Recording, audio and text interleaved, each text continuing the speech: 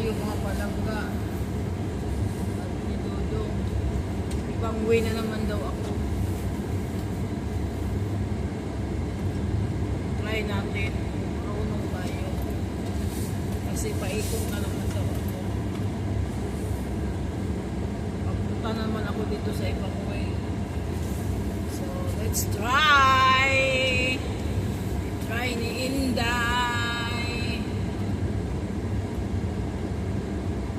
Kasi mapaparking siya.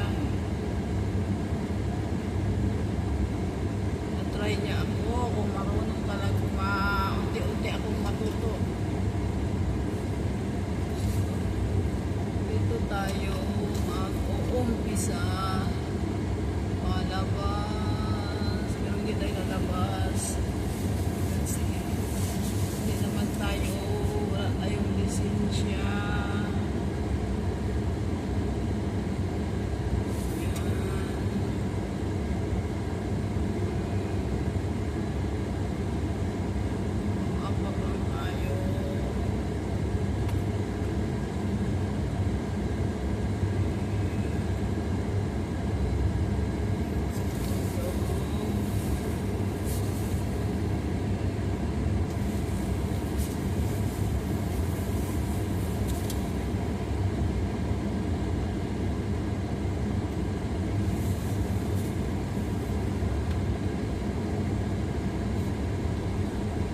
Nakalabas ako mga love. Tuwang-tuwa si Dudong. Tuwang-tuwa si Dudong, nakalabas ako. Alam mo ang init naman. Nalagyan kasi ako lagi ng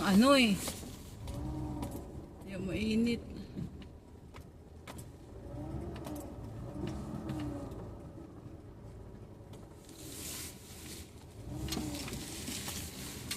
Naputi kaya dito mga love.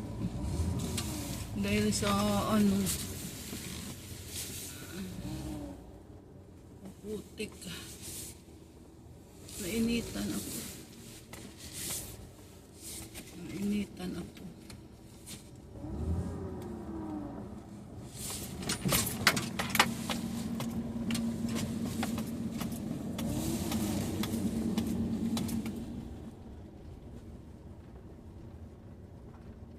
Kala ni Dudong hindi ako marunong.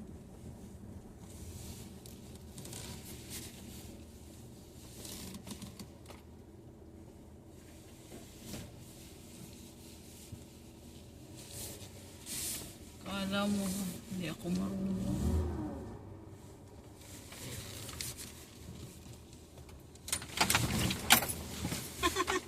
Tapos kay break.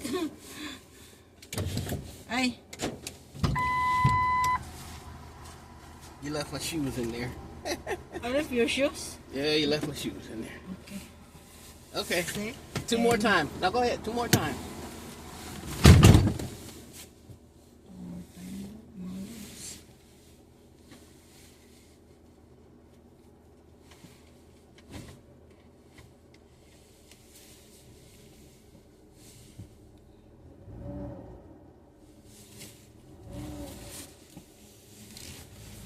Maganda itong pinaraktisan ko kasi malaki, hindi tayo bago. Bibilan doon akong sasakyan pag marunong na ako. May sarili ako sasakyan.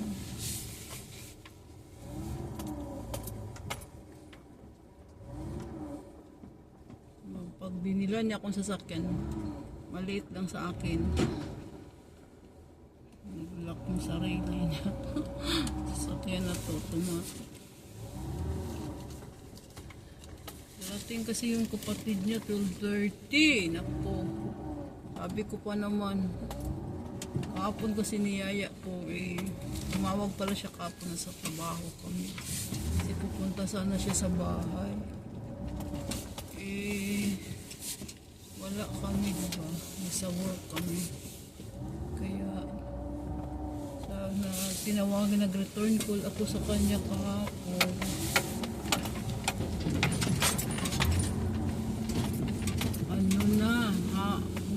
alas 5:30.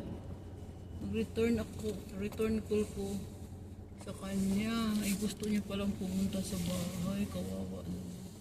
Sister-in-law ko, napakabait na naman. So sabi ko sa kanya, hindi ko nakuha yung ano mo. Hindi ko narinig yung ring ng cellphone. Kasi mga palangga nilagay ko sa ano, silent yung cellphone ko. Kaya hindi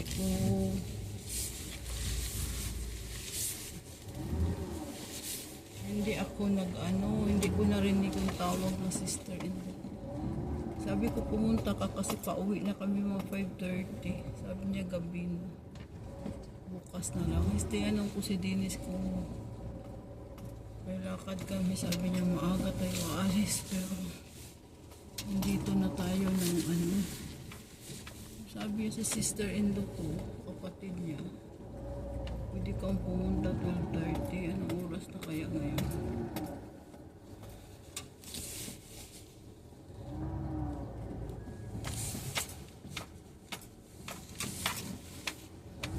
Si Dudong nagtatrabaho din.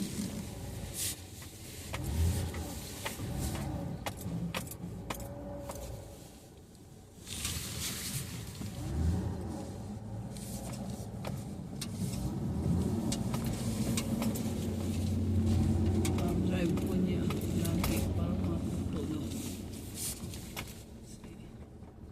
Buti nga lang nagdadrive ako dati sa amo ko. Kaya marunong ako maski pa paano. Kaya lang sa labas nanginginig kasi ako. Kasi iba yung nasa labas ko eh. Kunti lang tayong gasolina. Tapos ikot tayo doon malapit sa kanya.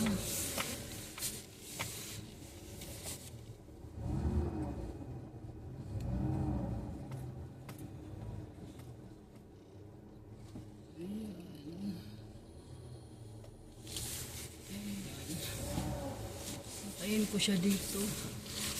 Ayusin lang natin ko parking.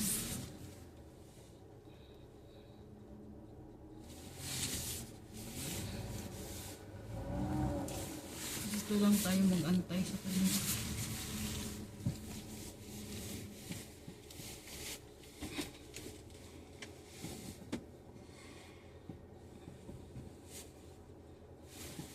Tayo natin si Dudong kasi nandoon pa sa ano niya.